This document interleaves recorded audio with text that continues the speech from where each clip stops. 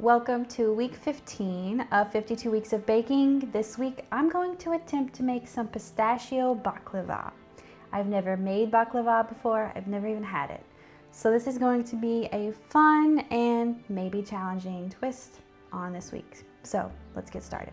The main component to baklava is the sugar syrup, honey syrup, spiced syrup, whatever you want to call it, that goes over the phyllo dough once it's baked. So that's what we're going to make first, because you need to put cold syrup over the hot baklava for best results, so I've heard. To do that, I'm going to do cold water and sugar first.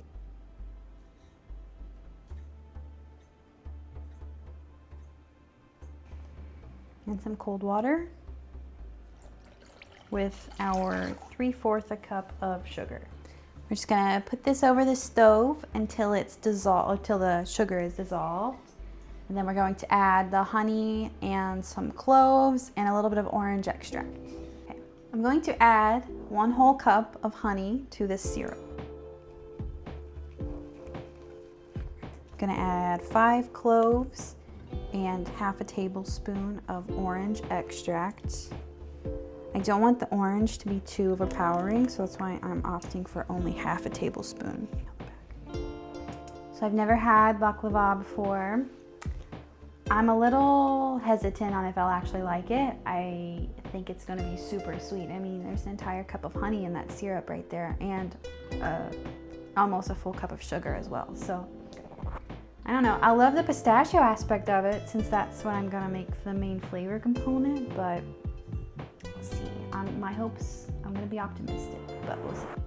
So we're going to let the honey syrup simmer for about 25 minutes once it comes to a boil, and then I'm going to remove it from heat and add the juice of a lemon. And from what I was reading, the best way to make perfect baklava is to have cold syrup, hot baklava. So as soon as our phyllo, potato, comes out of the oven, you pour the cold baklava syrup over that. So that's why I'm making that first, so that everything can cool down by the time we get everything else baked. We're boiling, so I'm gonna turn the heat down and let this simmer for about 25 minutes. Next, I'm going to melt 2 sticks of butter. It's another key component to the baklava. This is going to be what we brush each layer of the phyllo dough with as we layer it in the baking pan. Lots of butter. Baking is nothing but butter. I'm going to roll out our phyllo dough. I think I already said that. Oh my God. I could have challenged myself to make the phyllo at home, but I wasn't up for it today. Also, because I've never had, what is happening here? Because I've never had this, I didn't want to make that and then end up not liking it, but oh, I see, I don't know what's happening. I can't tell if stuff's supposed to be separated. Oh my gosh, there's so many layers. Why is it like this? I'm going to put a wet paper towel on these so that they don't dry out and crack. I think that's what I'm supposed to do as I'm working to assemble the rest of the dish. Again, I've never worked with this before, so it is quite different from puff pastry. If I'm doing something wrong here, you guys tell me, because I don't know what I'm doing. It's like tortillas. When you heat tortillas up, put them on wet paper towels so they don't dry out. Now that our syrup has finished simmering, I'm gonna take out those cloves we were using, the bay leaf of the baking world. And then I'm gonna add the juice of 1 lemon. I shouldn't have rolled my dough out yet because I forgot I needed to make my nut mixture for the layers, but I'm gonna go ahead and do that now.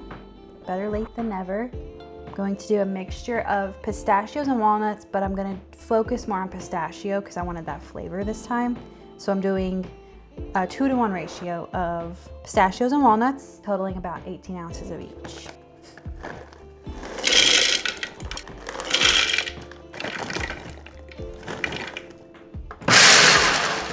It's so loud. all of our nuts ground up. To flavor the nuts, I'm going to add some sugar, ground cinnamon, and ground cloves. Just 1/4 cup of the sugar. A little bit extra for good measure. I'm just going to do a pinch of the ground cloves.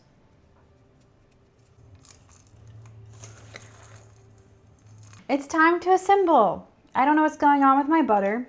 It's melted as if I melted margarine. There's a lot of floaters. Going to brush our pan and then start laying the phyllo dough one by one.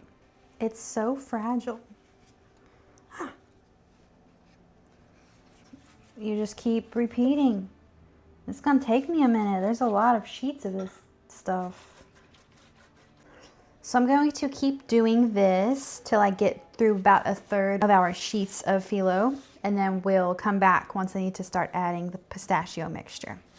I'm brushing the top of our first 1/3 section of layers with butter, and then I'm going to add half of our nut mixture that we made earlier. I don't exactly know what the 1/3 of this is, so it's just an estimate.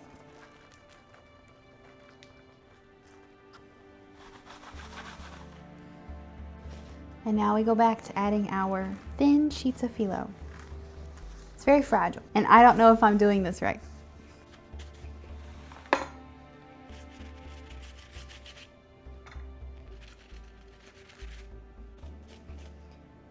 We're getting towards the second 1/3 section of our phyllo layers. I'm trying to move fast because the phyllo is starting to dry out on the edges, and I don't want that to impact it as it bakes. I'm not even sure if it will, but just in case. So we're gonna do a few more layers and then add the other half of our nut mixture. I'm actually going to leave some of it aside so that I can garnish the tops once it's baked. We're gonna finish adding the final layers of our phyllo dough to the dish, and then we'll actually cut it before we bake into the traditional diamond shape that each piece has when it's served. Gonna add our last layer of phyllo and brush it with butter. That was 2 full cups of butter that I used in between all of these layers, which is crazy to me. Now before we throw it in the oven, going to cut it into that traditional diamond shape. I'm gonna use a serrated knife because it's a little sharper, and I hope it doesn't tear anything.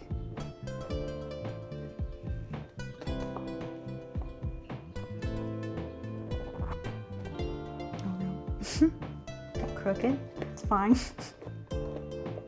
I'm gonna cut 4 rows straight across first, and then cut diagonally the rest of the way. Very uneven right now.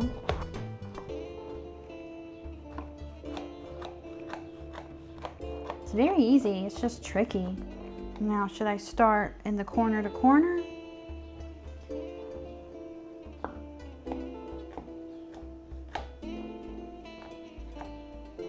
Ah, come on. This is harder than the honey cake. I accidentally cut my diamonds a little too big for that section. I'm gonna try a different knife and see. Same issue. Oh my gosh. How y'all do this? I'm frustrated because it's not very pretty, but it's cut. We'll throw it in the oven. We'll see how it looks once it comes out. We're gonna do about 30 to 45 minutes, but check halfway through to make sure it's not burning and cooking too hot. Our baklava is baked. To make sure it was baked, I did my little cake tester to make sure it came out clean, and it did. And I'll have the cooled syrup. I'm gonna pour it over the hot baklava.